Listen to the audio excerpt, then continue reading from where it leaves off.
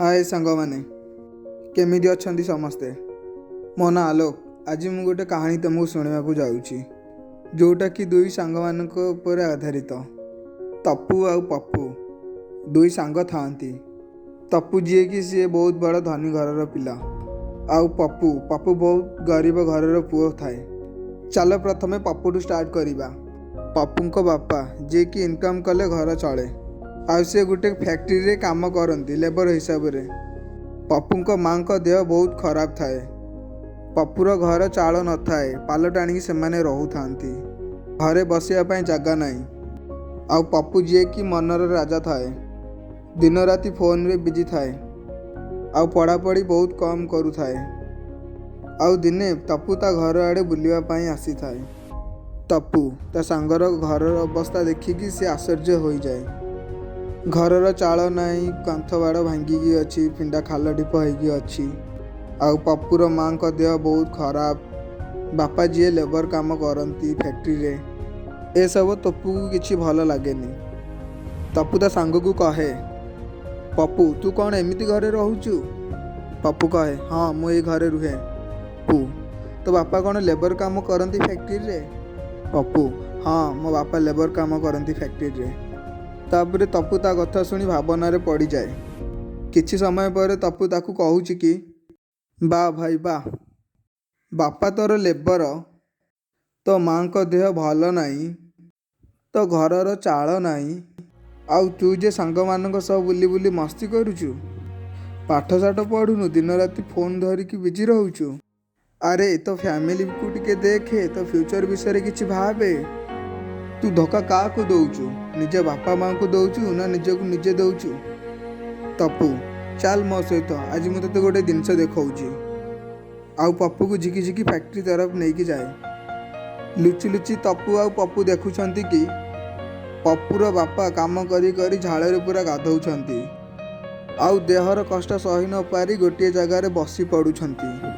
Factory गोटे लोक पप्पूर बापा को कहउछंती कि भाई मो घरे मो स्त्रीर देह बहुत खराब आउ आगु मो पुअर स्कूल रे पैसा डिपोजिट करिया को पड़िबा। एमिति परिस्थिति रे मु कौन करिबी। जो तो पैसा कमाउची मोर खाइबारे चली जाए घर चलेबारे चली जाए। मु एबे कौन करिबी का पाखु को जिबी। मते मरण कौन पाई न आसुची। आउ बहुत कांदी कांदी कहू थांती कि केवल मोर साहा भरसा मो पुआ ही अच्छी। तापरे पप्पूर बापा कहउछंती कि भाई देखिबू दिने एमिति समय आसीबो मो पुआ बड़ हेइकी एमिति एक फैक्ट्री रो मालिक हबो आउ आमर सबु दुख दूर हेइ जिवो। आउ ए सब कथा लुचि लुचि देखु थांती तप्पू आउ पप्पू। तप्पू कहूची देख देख तो बापा को से केते स्वप्न देखुछंती तते नेइकी केते विश्वास रखिछंती तो पई से माने। तू कौन तो बापार स्वप्न को पूरा करि पारिबु तो द्वारा हेइ पारिबो। तांको विश्वास को तू कौन जीति पारिबु। देख थरे तो बापा केमिति जीउछंती एते कष्ट करिकी भी तो भविष्यत विषय रे भाबुछंती। तू जो मोबाइल धरिकी मस्ती करुछु ना सेटा होउची तो बापार झाड़ुआ धन। आउ जो सांग साथी मानक सहित बुलुछु ना एमाने बेसी दिन तो सहित रहिबेनी। दिन आसिले जे जा काम रे व्यस्त होई जिबे। एते बेले तू कौन करिबु का पाखु जीवु। तो घर लुक तो माँ बापा एमान को सब बड़ हो गले तो सांग माने। निजकू चिन्ह तू कौ परिस्थिति रे रहूचु। आउ तप्पूर कथा शुणी पप्पू बहुत कांदी पकाए। निजकू से कंट्रोल करि पारेनी कांदी कांदी माटी रे गड़ी जाए। मु एमिति कौन पाई करूची से निजकू निजे दोष देबारे लगी जाए। आउ पप्पू डिसाइड करे कि ताको गोटे बड़ कंपानी रो मालिक हेबार अछि। ता बापार स्वप्न को पूरा करिवार अछि। आउ ए सब पूरण हेइ पारिबो ता पाठ पढ़ारू।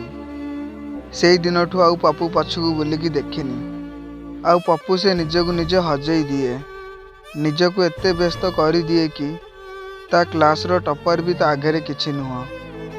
से लाइफ रे आउ कोनोसी जिंस को इम्पोर्टेंट दिएनी ना ता सांग साथी ना ता फोन। ताकू ए जीवन युद्ध रे जितिबार अछि। एमिति किछि दिन बीती जाए। क्लास रो रिजल्ट आसे। सबु पिला रिजल्ट को अपेक्षा करी थांती। आउ सबु पिलांको मुहरे गोटिए ना थाए ଯିଏ କି କ୍ଲାସ୍ର ଲାଷ୍ଟ ବେଞ୍ଚରେ ବସେ।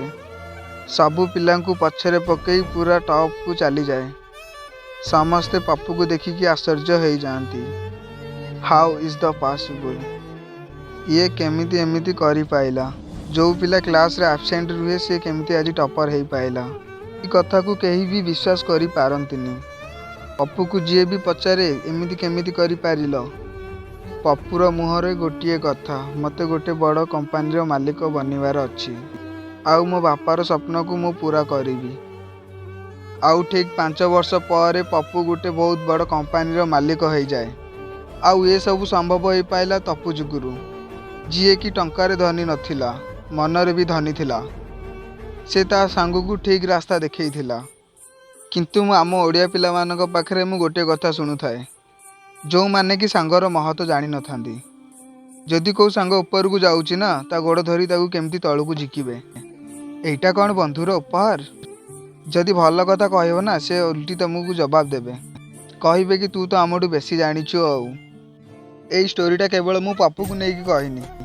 ଆମ ସବୁ ଓଡ଼ିଆ ଭାଇଙ୍କ ପୁଅଙ୍କ ପଛରେ କିଛି ନା କିଛି ଗୋଟେ ଷ୍ଟୋରି ଥାଏ, ଯେଉଁଟାକି ସେ ନିଜେ ନ ଜାଣିପାରିକି ସାଙ୍ଗସାଥି କରି ମସ୍ତି କରି ଜୀବନଟା ବିତେଇ ଦିଅନ୍ତି। ଆଉ କିଛି ଦିନ ଗଲା ପରେ ବାପା ମା ଜାଣୁଛନ୍ତି ମୋ ପିଲା ବଡ଼ ହେଇଗଲା, ଯଥା ଶୀଘ୍ର ବାହାଘର କରିଦେଉଛନ୍ତି।